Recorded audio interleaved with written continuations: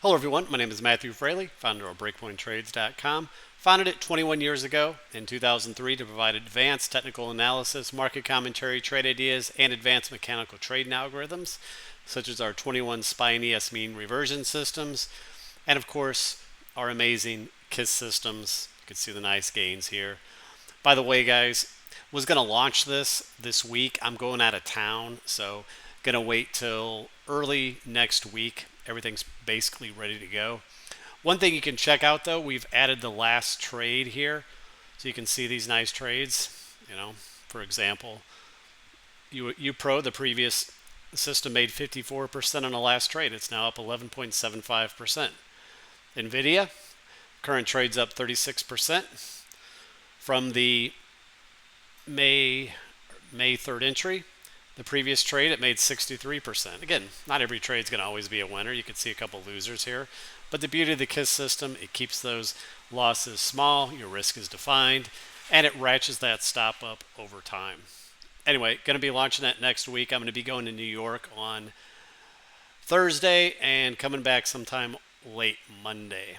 Anyway, let's get back to this newsletter at hand. It is June 10th, 2024. This is our back-end recorder for our standard website subscription service. If you're on YouTube, the best reason to subscribe to us would be you get trade notifications to our systems. You get access to 5 newsletters a week, not just a couple YouTube videos a week. You get access to everything. Think you'll really enjoy the service and help support us. Again, I thank you all for your patronage, and let's go ahead and get this recording started. Hello everyone, this is Matthew Frailey with BreakpointTrades.com. This is the Monday, June 10th newsletter. Tonight's newsletter, as you can see, divided into 5 major sections. Same general theme as I always keep. First, discuss the general market indexes in a top-down fashion. Also make some admin comments, look at some various indicators. Bond market, we'll look at review a few market sectors. We'll look at the US dollar, crypto, commodities, precious metals, GDX, the mining stocks, and of course, review recent trade setups. I did add some new trade setups tonight, guys. Added 5 of them, so make sure to check those out. Before we get into things here, some admin comments. I'm going to be going out of town to New York on Thursday. I'll be back sometime late Monday. My family's actually going out on Tuesday, but I'm not going out until Thursday. Have some business to take care of there, also to do family stuff. And anyway, that also brings up a point on the KISS systems. I was going to launch them early this week, but with me going out of town and possibly my developer James as well, if there's a bug or there's some issue and we're out of town, it may not be the best option, even though we're basically ready to go. So we're going to wait till I get back. So it should just be next week. All right. I know it's been forever, but we're going to be launching it. Again, as far as the market today, slight gains for the major indexes, anywhere from 0.2 to 0.35%. All right. Again, no technical changes that, from what Steve discussed on his weekend newsletter. Right. The major indexes, the S&P Qs are either in some wave 5 or a wave 5 of 3. All right. I don't foresee any big correction here at this point. Maybe sometime in later July when seasonality kicks in. Commodities also bounced back pretty strongly today. Crude oil up 2.9%, copper up 1.3%.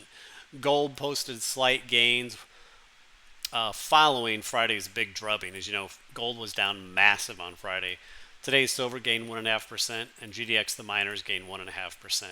The big news items, guys, this week is on Wednesday. Both CPI and FOMC on the same day. So that's going to be a wild day. We'll see how the market reacts. Likely, that'll also determine gold's direction here. I still think gold has a top here in the intermediate term, as it has a pretty clear 5th wave high. But that'll set the stage here on Wednesday with that inflation data and the FOMC. Okay. Here's at the very bottom here, you can see interesting image. I'm not sure what the source is. This was sent to me, but again, this is nothing to do in the short term, but it's going to come. It's been 322 days since the last 2% down day. You know, the biggest, last time the largest run we had was 351 days back in 2017. So the point is, doesn't mean it's coming tomorrow, but it is coming. Eventually, we're going to have one of those big, 150 point S&P down days. It is coming, just only a matter of time. Next. Image number 2, here's Nvidia. As you know, Nvidia did their 10-to-1 stock split. Today it was up about 0.75%. So now it's back to $121. So a little easier for folks with smaller accounts to buy. That's the reason why they did it. Okay. Definitely a hell of a run on Nvidia this year. And of course, the KISS systems have actually knocked it out of the park. Next. Image number 3. Here's the KISS system from the Nvidia KISS system. Couple things, guys. The Nvidia split, and so we're having to refresh the tables. The charts on the website haven't updated. They still show that $1,000 price. That'll be updated here this evening. So anyway, here's from my actual trade station. So the current smart trailing stop is now 108.10. Of course, the recent system recently we went long in early May. It's caught a very nice trade. Next. Image number 4. Let's talk about the KISS systems. So, as I already stated in my opening comments for the YouTube video, I was planning to launch this either on the weekend or early this week. We're now basically ready to go finally, after all these months, to launch the next phases of the KISS systems. Okay. That said, I'm going out of town on Thursday. Also, my developer, many of you know him, James Rowe, he may also go out of town. We're going to New York, and my family's also there. They're leaving tomorrow. But, like I said, we could launch this tomorrow, but the problem is if there's a bug or if there's some issue and James and I are out of town, probably not the best idea. Steve Nelson doesn't have any access to this. He doesn't know. He can't really answer or address any issues. So it's best for us to now wait until I get back. I'll be coming back late Monday. So for sure, we're going to launch this early next week, maybe on a Tuesday or Wednesday. Okay. Anyway, the new version, the subscription service of the KISS system is going to include the whole baskets. It's going to include SMS text messaging. There's going to be those smaller time frame, higher performance systems. There's going to be a free version on here with a handful of charts.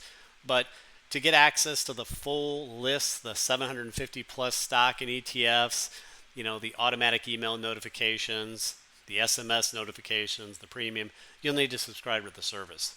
But one thing I want to point out that you can check out now, we added the last trade column. Okay, so as you know, we have the current trade column there on the far right, and there's some nice gains here, but you can see the previous trades. So for example, Meta here went long today. The KISS system made 39.9% on that previous trade. The S&P is up about 4.25% on this recent entry. The last trade it made 8.37%. Again, not everything's going to be a winner. You can see Apple's up about 2.8%. The previous trade was down 5.14%. But those losses are generally very small. That's what the KISS system does. It defines risk with that initial stop. You can see Amazon is long. Previous trade it made almost 35%. Some others. Nvidia, the current trade, system trade, which went long on May 3rd, is up 36.25%. On the previous trade, it made 63.4%. Imagine if you did both of these trades, guys, how much you would be up. Could have paid for the membership for 10 years or more. That's the beauty. Here's UPRO. UPRO, the system made 54.2% on the previous trade, and it's already up 11.75% on this trade. So again, you can go in here and check these out. These are live for everyone, the last trade. You can view the various the tabs to view those. Okay, but again, the official subscription service of the KISS system will be launching early next week. Like I said, because we're going out of town here, it doesn't make sense for us to launch it right now, and there'll be some bugs or something that we can't address easily when we're out of town. Next. Back to the general market newsletter, image number 5. Here's the index sector table. What transpired today? You can see the slight gains on the major indexes already stated. Out of the 21 market sectors here, again, more were up than down, but sort of a 50-50 mix here. Nice bounce back in the energy area, especially the oil services, up 2.75%. That was actually the biggest gainer on the sectors today. Small gains on the losers generally. Some weakness, though, in the banks and financials, and they've been weak lately. U.S. dollar up about 0.25% today. Bitcoin was essentially flat. Commodities, nice bounce back up. The index DBC up 1.5%. Crude oil up 2.9%. So that had a nice big rally back. Natural gas down slightly. Remember, that's had quite the run. So copper, nice bounce. Uranium, nice bounce. The weakness you see is basically in the ag sector today here. Now the precious metals. Remember, gold got absolutely hammered last Friday with that news coming out of China where they were restricting gold buying. So they got hammered. It bounced back a little bit today. Silver, though, bounced back 1.5%. GDX, the miners, the mining stocks, up 1.5%. And as far as the bond market, continual gains in the 10 and 30-year Treasury yields. Again, that'll all be affected on Wednesday as well with the CPI and the FOMC. Next, item number 6 shows the economic news calendar. As I stated, Wednesday is a big day, big day. You have the CPI and the FOMC on the same damn day. So, going to be some wild action there. All right, let's go and jump to the index charts.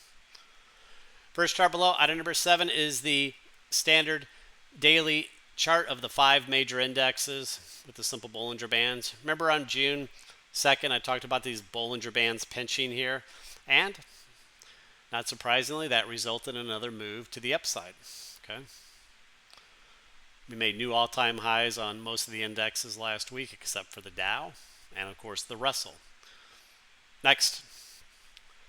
Chart number 8, here's the daily KISS system for the S&P. No new smart trailing stops today, still at 5170 approximately. Remember, the last pullback came down around to the ATR and bounced. Okay. The other beauty we had, remember I talked about this, the moving average ribbon with the BPTMA Deluxe. That's why I really like this. It's a very simple indicator. I really love the visual with this moving average ribbon. Whenever it, as I stated before, whenever it first turns to a bullish configuration, it's that first pinch squeeze where you see the BPTMA pinching red into the moving averages. That's almost always a good buy signal. Almost always that first pinch. Okay, so that ended up playing out. Chart number 9, here's the 4 time frames. Again, not a lot to say. Here's the daily up here. We are above that resistance cycle. We have been, we've had resistance cycles on the half day since last week, and the 130-minute and the 78-minute. And you can see price so far has been respecting the resistance cycles. Hasn't had a big pullback, but it's at least been pausing, going sideways from there. Again, ATR support on all the time frames. Next. Moving to the standard charts, here's the chart number 10, the daily S&P 500 chart. Steve discussed this on the weekend. Again, we have this clear 5 waves to the upside, right? Now, again, this could be just simple wave 5, but it looks more like a nested 1, 2, 1, 2, where this is a wave 5 of 3, okay? And if that's the case, you could get a pullback here into this region. That would be a wave 4. This would be your next demand zone, but this would be a buying opportunity, guys. If it gets down into here, I'll be looking to add to my S&P position. Then I think we get another move up into 5. Again, my thought on some sort of market correction will be sometime, later summer. All right. Maybe typically later July, August, something like that, where you typically get them. Next, chart number 11, here's the S&P daily as well. Again, this is that simple 5 wave count that I showed last week. Again, this is a valid count, okay? So you could just end here, but for now, I kind of support the one above. We are developing a little MACD divergence here to be aware of. Remember, on a pullback, there is some demand zone down here, which will likely offer support. Next, chart number 12, here's the half-day chart. This essentially shows you the same count as I showed you on the first daily chart, this nested 1 2 1 2, where if we get a pullback soon here, it's likely a 4, okay, and then a 5 up. Chart 13, here's half day chart again, just showing you how price bounced perfectly off that demand zone last week that we pointed out well ahead of time. And these supply and demand zones, we've been using these very effectively this year, and they're very effective. So these are one things that we added again early this year, and I love the simplicity of them, and they're very effective.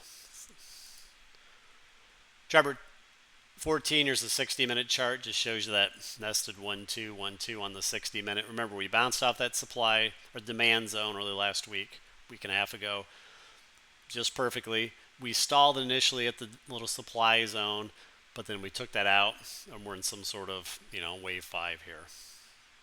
Again, I'm not going to overanalyze it here. Here's a 30-minute chart. You can see the MACD recycle. You almost have a little slight head and shoulder look on this. But again, a pullback would likely be some sort of fourth wave. And chart 16, here's that 10-minute chart that Steve had in his weekend newsletter. And clearly we bounced off of this area. Talked about this break of structure if we lost that. But we didn't lose that. We rallied right off of that support. So anyway, moving on. Chart 17, here's the daily triple Qs chart. Again, we're just working on this wave 5 or wave 5 of 3, whatever. No changes. We're still holding those even short-term moving averages, etc. Chart 18, here's the daily KISS system for the triple Qs. Remember, this stopped out about a week ago, and then it went right back along. That can happen on the KISS system, no problem. KISS system simply righted itself. KISS system's done very well on the Qs. Catching those gains, keeping you out of trouble. Chart 19, here's the 4 time frames. Again, similar on the S&P. Like I said, we bounced near that ATR the previous week. And we have some resistance cycles here where price has been stalling at, just like on the S&P. Big support at the ATRs on all the time frames now.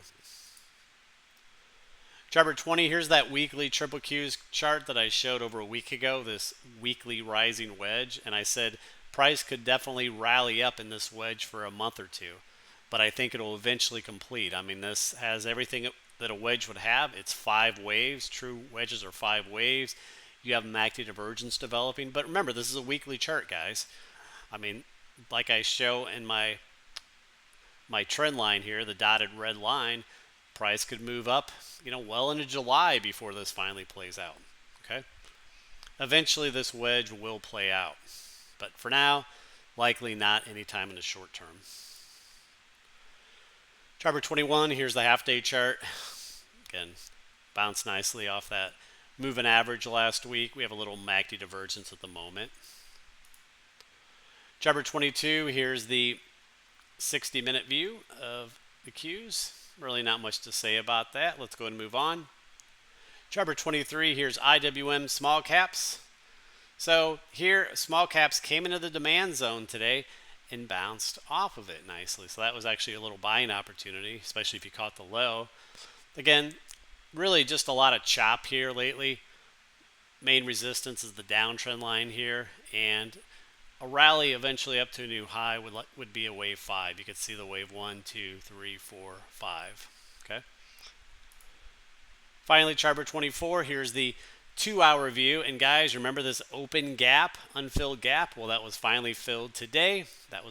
Those gaps tend to be magnets. Well, now that we filled the gap, and we also got close to the 61.8 fib retracement, that was a good buy opportunity in my opinion. If you're long the Russell, I think you could put a stop right at today's lows. Pretty simple.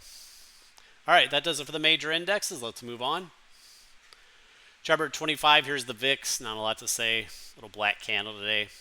Remember, over a week ago, VIX stalled in that supply zone. Next, chart 26. Here's just some things to keep an eye on. Steve discussed it on the weekend. These McClellan oscillators.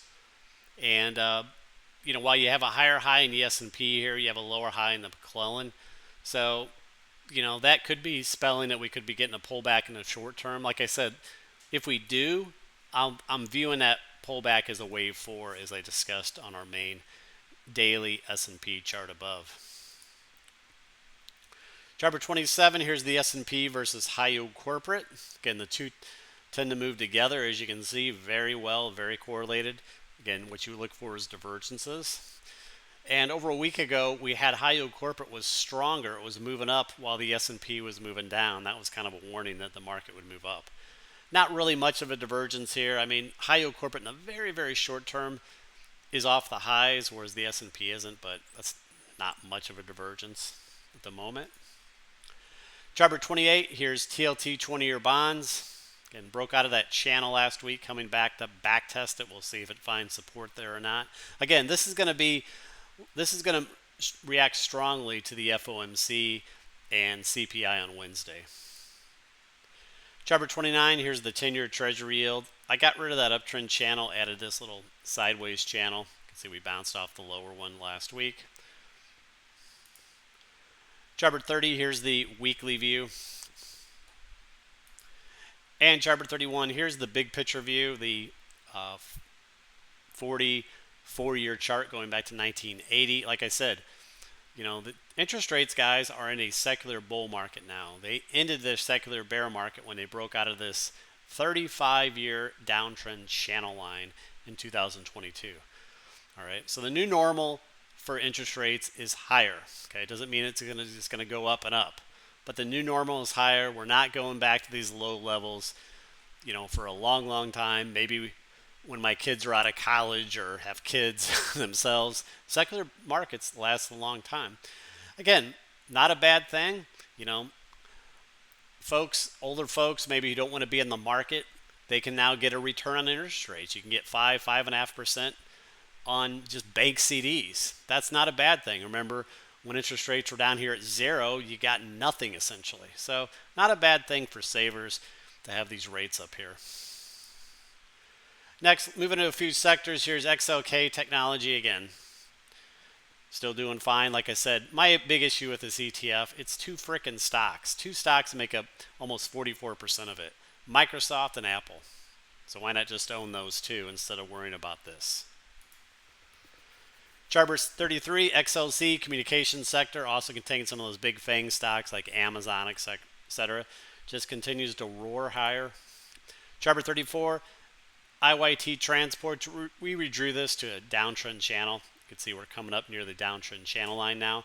Transports have really underperformed this year, as you can see. Downtrending since March, unlike the S&P, which has rallied since March, making new highs.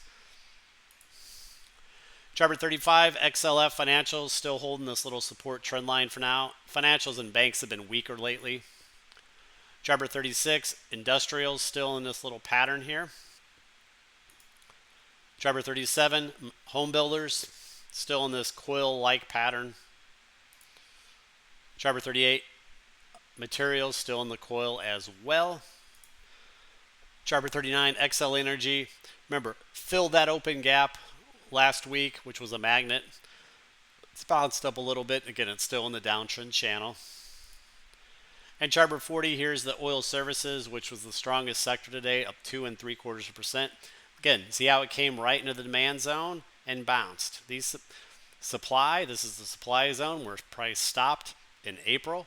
This is the demand zone where price bounced. Again, very simple method, but it's very effective. You should start learning how to mark these supply and demand zones. Chart number 41, here's yen. That's the Chinese market. Been keep an eye on that. Again, great example. Notice how price stalled exactly at that supply zone in mid-May. And I had that drawn ahead of time. And then price is now back to a demand zone, or at the upper portion. So it is now an area to look perhaps for a long. You could also see your moving average ribbon has come to a pinched position. Moving on to commodities, chart number 42, DBC up 1.5% today. Remember, the previous couple weeks stalled at the upper weekly coil. You have a big weekly coil here. It's been forming for over 1.5 years now. Chart number 43, here's the daily. Again, we broke down from that coil, but look where it bounced. It bounced off a demand zone. Okay, see how powerful those are? Chart 44, here's crude oil. Came to a demand zone and bounced. All right. Stalled at the supply zone back here in early April. Okay. Now, nice bounce off the demand zone. Congrats if you bought that. Now it needs to clear the downtrend channel line. Let's see if it can do that or not. Chart 45, here's the tradable ETF USO. Nice bounce. Chart 46, UNG, natural gas ETF. Again, remember, we had this as a long idea back here in April out of this wedge, which played out beautifully. Rallied from 15 bucks to the 200-day moving average, where it logically stalled. Came down to a demand zone. See? Gave you a nice trade off that again. And once again, pulling back a little bit off that 200-day moving average. Clearly, that 200-day moving average is a sticking point in an important area at the moment. Next, chart 47, here's copper. Also a nice bounce today, up 1.34%, but it's had a nice pullback, so not surprised. You can see it's now back testing its 50-day moving average. Chart 48, DBA agriculture, pulling back now, pulling to the 50-day moving average. You could see last time how it rallied off this demand zone just perfectly. Chart 49, DBA on the 60-minute chart. You can see it's in this kind of sideways coil pattern. Starting to leak oil a little bit. Chart 50, Bitcoin, had a little move out of that coil over a week ago, and since then been going more sideways. Chart 51, here's one of the Bitcoin ETFs. Chart 52, Ethereum, been consolidating after that big run from that wedge. Chart 53, Mara, kind of coiling here. We're right at the lower coil trend line, 50-day moving average. So if it's going to bounce, this is the area, or it breaks down. Again, trading, you could go long here with a tight stop, or you could wait for it to, or you could short it if it breaks support, whatever. Chart 54, MSTR, we had this as a long idea back here in early May, inverse head and shoulder pattern, played out beautifully. We also had it as a long idea back here in February, and that's when it rallied from $530 to $2,000. Just insane. Anyway, got a resistance here, right here. Next, chart 55, US dollar, up 0.3% today. Like I said, this is the weekly chart. Just showing this because you can see this coil that is forming. Moving to precious metals, chart 56, gold, up slightly today. Remember, last Friday got absolutely hammered. One of the biggest down day in a long, long time. In fact, that is probably the biggest point down day ever.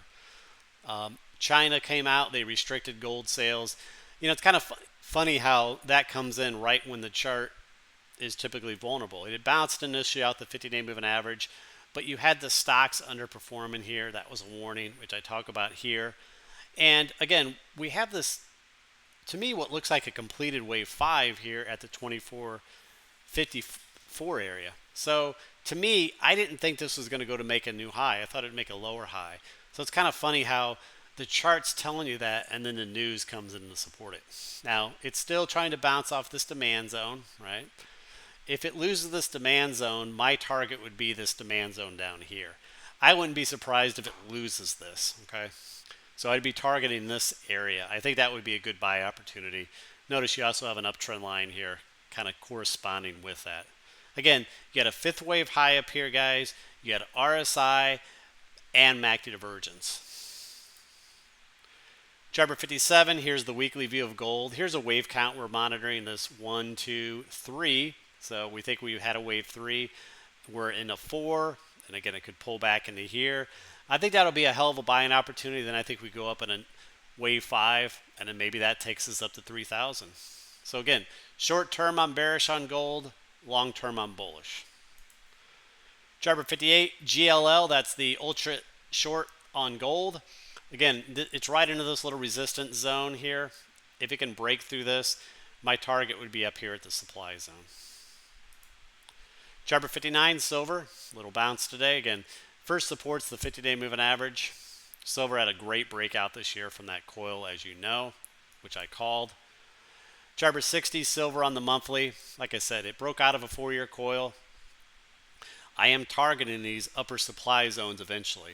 But again, this is a monthly chart. It's going to take some time for that to be achieved. Next, chart 61, GDX, the gold miners.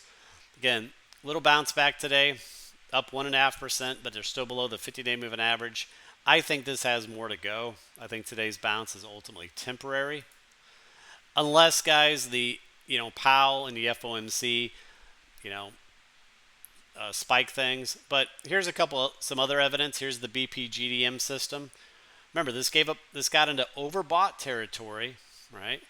Up here near 90% and gave a sell signal. You had MACD divergence. Remember, you had a buy signal back here on March 1st on the oversold territory, which was an excellent area. So to me, being up here in nosebleed territory, it would be best for this to work down, and that would be the better spot to, reestablish positions in the mining stocks. Chart 63, here's the non-Renko version of the BPGDM. Again, you had the same thing. Here you could see the pronounced MACD divergence on that BPGDM. Okay. Chart 64, here's an example. Pause, it's a silver stock. It's a weekly chart. You can see it rallied up initially to that supply zone where it pulled off of. Okay. Again, this correction will eventually produce a nice buying opportunity because I think these mining stocks will go much higher over time as the metals do. That's your next supply zone up here in the upper 20s. Finally, let's talk about trade ideas. Chart 65, Amazon. It's been on the list since last week is along. It broke last week from the tight coil. It's been moving up nicely. It's now cleared these major moving averages, the 50, 20-day moving averages. Chart 66, NEOG. Beautiful long setup from me early last week out of this pattern, this bull pennant. Launched up. This was the supply zone, which it made in 1 day. Tagged as 200-day moving average. It still looks pretty good here, guys, but again, after you have such a nice move, make sure to take some profits. Chart 67, Irene, another one. This was actually an idea given to us by one of our subscribers back here in May out of this tight coil at the $5. It's more than doubled. Congrats. Awesome pick by him. It also consolidated here to a tight coil pennant. That played out. Hell of a move. Chart 68, GBTG, and one of mine from early last week, also played out nicely over this trend line break. Chart 69, Boeing, which can't catch a break, kind of an inverse head and shoulder look. It did break its trend line early last week. So, again, Boeing's got a lot of problems, as we know. Seems like every other day there's a plane on fire or something falling off. But, guys, that's when the news is the worst. That's sometimes when you get your stock bottoming, okay? Chart 70, CNQ was a short, which has been playing out beautifully over the last couple weeks. Chart 71, INCY, also playing out nicely, continues. Chart 72, Rivian, long idea from Steve early last week, it's been moving higher. Here added a trend line to monitor. Chart 73, AVGO, Broadcom. Here a little potential breakout here. Remember this, a lot of AI here. Chart 74, WETH, here's a new setup. Nice big volume break today. Could buy it over today's highs for a trade. Chart 75, ENVX, little coil pattern breaking out on expanding volume. Here's your first little supply target zone. Chart 76, LSPD, nice little consolidation pattern here. Resistance is around the 1565 area. My target area is up in here, in the gap. Chart 77, U.S. Steel, consolidating here. Now, if this breaks to the upside, this could break down. My target would be up into here, the supply zone. Chart 78, AMRX, nice little coil here, looks pretty good. And the final one, guys, DSL. Okay, this is a high dividend play. It pays about 10.5% annual dividends. And it pays monthly. You can see here on the dividend indicator, monthly. We played this last month for the dividend in mid-May. The next ex-dividend date is June 12th. So you could still buy this tomorrow. And the chart actually looks pretty good here. So, again, nice monthly dividend play. All right, guys, that'll do it. Let me do a quick check on futures here, see where things are at. ES futures are down about 6 points, so not a lot to say. Gold's pretty stable. All right, guys, we'll see what happens tomorrow. Again, thank you for all your support. And on YouTube, again, if you're a YouTube viewer, please subscribe if you haven't done so. Please comment. I would like to have more comments on YouTube. That helps the algorithm. And consider subscribing to our service. All right, have a wonderful evening. Take care.